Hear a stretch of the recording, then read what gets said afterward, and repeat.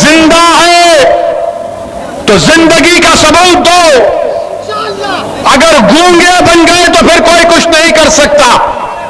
अल्लाह ने हमारे तुम्हारे मुंह में जबान दी है, बोलो, चीख कर बोलो, पुकार कर बोलो कि नाइंसाफी है, नाइंसाफी है।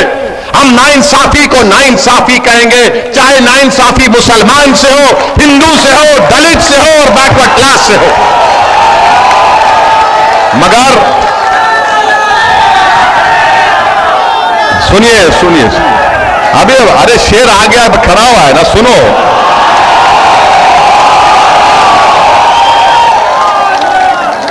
मेरे अजीज दोस्तों, मौलाना कलीम के मामले में खामोश बैठे हैं, और हम जब बोलते हैं तो देखो ये बोला इसकी वजह से बीजेपी को फायदा हुआ। अब बोलो, ये मसले में बीजेपी को फायदा हो रहा है या सच्चाई को बयान किया जा रहा है? जोर से बोलो ताकि आवाज जाए लखनऊ तक। नहीं, तुम्हारी आवाजों में दम नहीं। हमने सच कहा या झूठ कहा? अगर सच कहा तो नारा लगा हमारे साथ, नारे तकबीर, नारे तकबीर, मजलिस इत्तेहादुल मुस्लिमीन।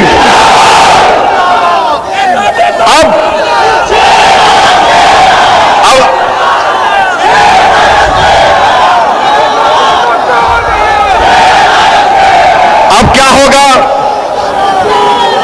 अब क्या होगा सुनिए, हम आपको बता रहे हैं अब कल क्या होगा या शाम तक क्या होगा। ये समाजवादी पार्टी में ये जो हमारे मीर जाफर, मीर सादिक बैठे हुए हैं ना, जो अभी तक चूड़ियां पहनकर बैठे हैं, माने महिलाओं के खिलाफ नहीं, मैं मर्दों से कह रहा हूं। चलिए चूड़ियों का जिक्र नहीं करते, बल्कि खामोश बैठे हैं। अब शाम से मीडिया को बुलाएंगे, ए आइए आइए हमारा बयान लीजिए, हम मौलाना के साथ हैं, हम मौलाना के साथ हैं। हम जब बोल दिए तो वहां से अखिलेश का और बहन जी का फोन जाएंगे, ए बोलो ना, वो इस टोपी वाला बोलकर गया, तुम लोग बोलते नहीं है। तो बोलेंगे, भैया बहन जी, हम आपके आदेश का इंतजार कर रहे थे। क्या तुम रसूलुल्लाह सल्लल्लाहु अलैहि वसल्लम के गुलामों के गुलाम हो या इन लोगों के गुलाम हो? क्या तुम्हारी जबान हक और सच्चाई को बयान करेगी या इन लोगों से डर कर तुम खामोश हो जाओगे? कोई ना कोई एसएमएस करता है, व्हाट्सएप करता है, फोन करके पूछता है, ओवैसी साहब कब बोलेंगे मौलाना कलीम के बारे में, कब बोलेंगे आप? तो हमने 2-3 से पूछा जो गुजरात से हमको फोन किए थे। हमने पूछा, बताओ, तुम तो 2-3 फोन हमको कर दिए, ये बताओ तुम कौन सी पार्टी के हो? तो उसने जल्दी में था। हमने पूछा, डर रहे हो क्या अपना पार्टी का नाम लेने के लिए?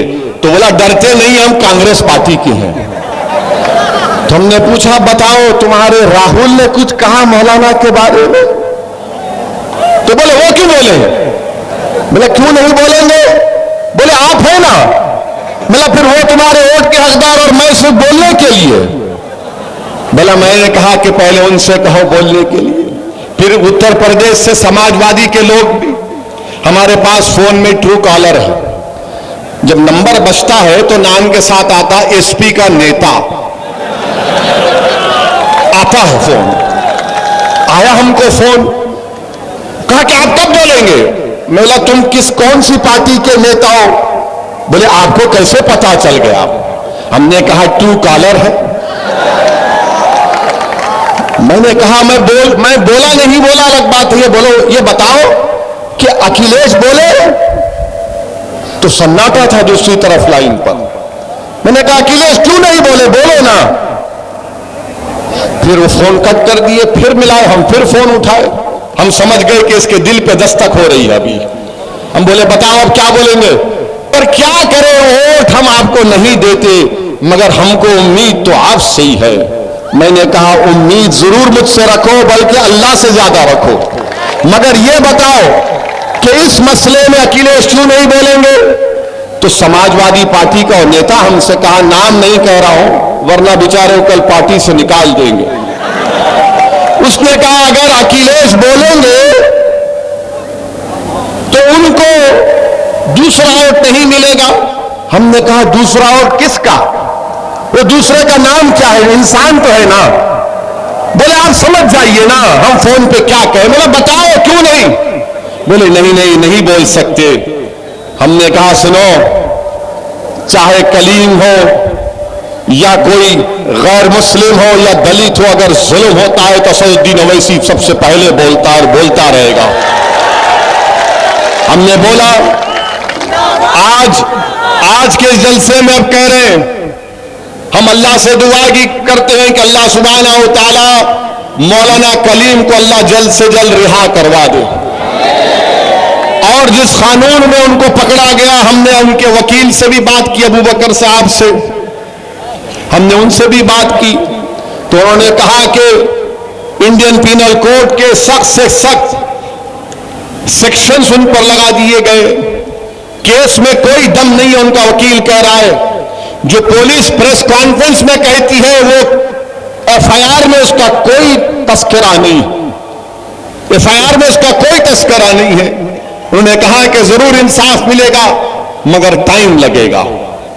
मेरे अजीज दोस्तों और बुजुर्गों, ये जो योगी सरकार ने रिलीजन मजहब तब्दीली का जो कानून बनाया, वो कानून कितना गलत है सोचिए आप कि अगर मैं या कोई यहां से किसी का कत्ल करता है या अटेम्प्ट टू मर्डर होता है तो पुलिस को बताना पड़ता है कि फलां मुजरिम पर यह केस साबित होता है, जिसको अंग्रेजी में कहते हैं कि बियॉन्ड रीजनेबल डाउट, यानी पुलिस के ऊपर जिम्मेदारी होती है प्रोसिक्यूशन के ऊपर कि वो फौजदारी मुकदमात में कि पुलिस उस पर जुर्म को कायम करे। ये जो मजहब तब्दीली का कानून योगी आदित्यनाथ ने बनाया, वो ये कहता है कि अगर कोई मुसलमान होता है या कोई ईसाई होता है या कोई दूसरा मजहब को कबूल करता है तो उसको बताना पड़ेगा कि बगैर खौफ के और बगैर फ्रॉड के उसने मजहब को तब्दील किया। यह कानून योगी आदित्यनाथ ने बनाया, यानी कत्ल पर एक कत्ल पर एक चीज होती है। अब जो मजहब तब्दील करता है उस पर एक दूसरा स्टैंडर्ड लगा दिया गया। मेरे अजीज दोस्तों और बुजुर्गों, मैं योगी आदित्यनाथ के इस कानून की मजम्मत किया, कंडेम किया। यह अनकॉन्स्टिट्यूशनल है, सुप्रीम कोर्ट के पुट्टुस्वामी जजमेंट के खिलाफ है। और हम अब पूछना चाहते हैं कि क्या अब समाजवादी और बहुजन समाज पार्टी मौलाना कलीम के बारे में बोलेगी? नहीं बोलेगी। क्यों नहीं बोलेगी? आप बोलो क्यों नहीं बोलेगी? वो बोलो क्यों नहीं बोलते? वो क्यों नहीं बोलते? क्यों नहीं बोलते? जो हमारी नबी पे नहीं बोली वो कलीम पे क्या बोलेगी? क्यों नहीं बोलते?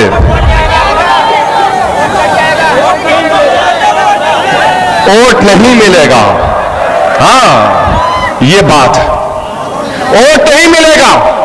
तुम्हारा वोट मिलेगा क्योंकि तुम क्या कैदी हो उन लोगों के? क्या तुम उनके गुलाम हो?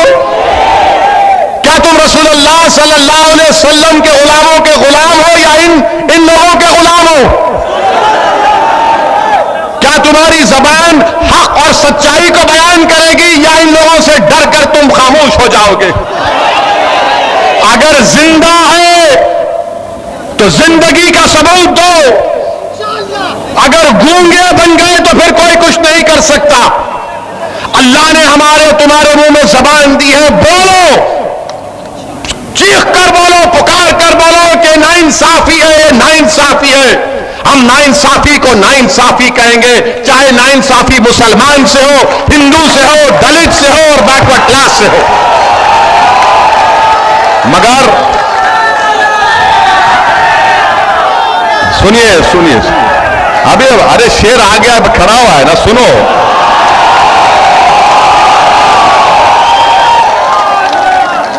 मेरे अजीज दोस्तों, मौलाना कलीम के मामले में खामोश बैठे और हम जब बोलते हैं तो देखो ये बोला इसकी वजह से बीजेपी को फायदा हुआ। अब बोलो ये मसले में बीजेपी को फायदा हो रहा है या सच्चाई को बयान किया जा रहा है? जोर से बोलो ताकि आवाज जाए लखनऊ तक। नहीं, तुम्हारी आवाजों में दम नहीं। हमने सच कहा या झूठ कहा? अगर सच कहा तो नारा लगा हमारे साथ, नारे तकबीर, नारे तकबीर, मजलिस इत्तेहादुल मुस्लिमीन।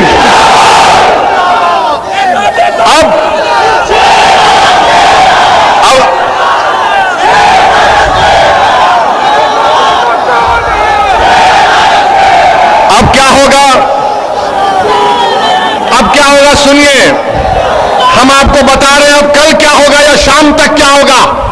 ये समाजवादी पार्टी में ये जो हमारे मीर जाफर, मीर सादिक बैठे हुए हैं ना, जो अभी तक चूड़ियां पहनकर बैठे हैं, माने महिलाओं के खिलाफ नहीं, मैं मर्दों से कह रहा हूं। चलिए चूड़ियों का जिक्र नहीं करते बल्कि खामोश बैठे हैं। अब शाम से मीडिया को बुलाएंगे, ए आइए आइए हमारा बयान लीजिए, हम मौलाना के साथ हैं, हम मौलाना के साथ हैं।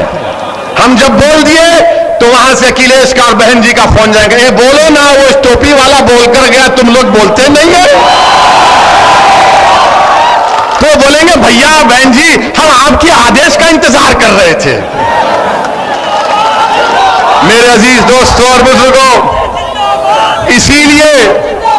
इसीलिए हमने सुनिए, इसीलिए हमने एक दिन खामोश बैठकर देखा कि कोई तो बोलेगा, कोई नहीं बोलता, हमको ही बोलना पड़ता है। हमको एहसान नहीं कर रहे बल्कि अल्लाह का शुक्र अदा कर रहे हैं कि अल्लाह ने हमको मुकाम दी, इज्जत दिया और अल्लाह ने बोलने की ताकत दी, अल्लाह सुभाना व तआला। मगर सुनिए, अबे अरे शेर आ गया, खड़ा हुआ है ना, सुनो।